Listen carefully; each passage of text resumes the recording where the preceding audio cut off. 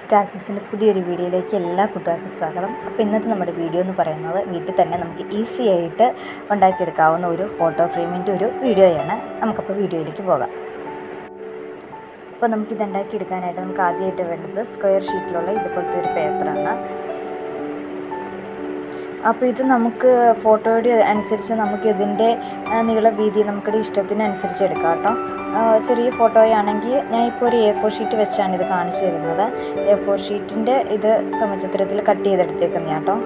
അതിനുശേഷം അതിൻ്റെ 4 മൂലയും സെൻറ്ററിലേക്ക് എന്നോണം ഇതുപോലെ മടക്കി കൊടുക്കണേ.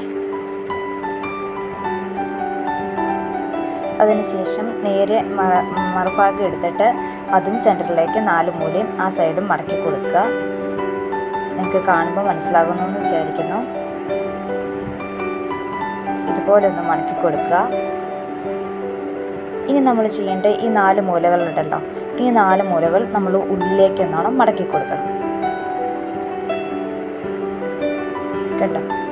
അതുപോലെ ഉള്ളിലേക്ക് എന്നോണം 4 മൂലയും നമ്മൾ സൈഡിൽ കയറ്റി വെക്കണം.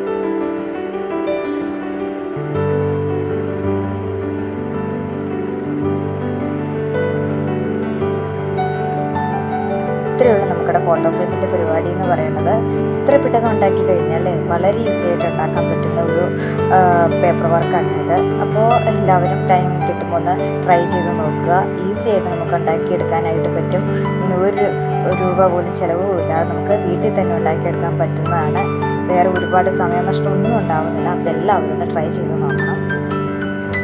4 മൂലയെ നമ്മൾ മടക്കി വെക്കണം കേട്ടോ.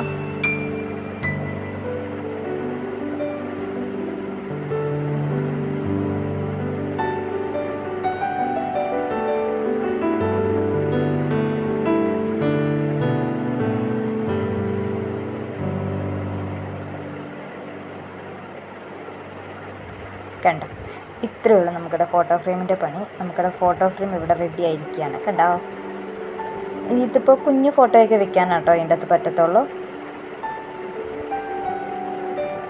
ഇനി നമ്മൾ ചെയ്യേണ്ട അതിൻ്റെ ബാക്ക് സൈഡിൽ ഇത് കണ്ടോ, മൂന്ന് പോർഷൻ നമ്മൾ ഒട്ടിച്ചു കൊടുത്തിട്ടുണ്ട്. ഒരു പോർഷൻ മാത്രം നമ്മൾ സ്റ്റാൻഡ് പോലെ ഉണ്ടാക്കാനായിട്ട് അത് സെൻറ്ററിലേക്ക് ഒന്ന് മടക്കി കൊടുക്കുക.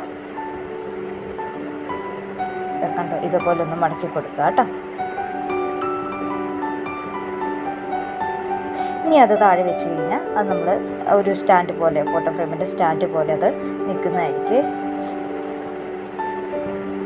കണ്ടോ, നമുക്കിവിടെ ഫോട്ടോ ഫ്രെയിം ഇവിടെ റെഡി ആയിട്ടുണ്ട്.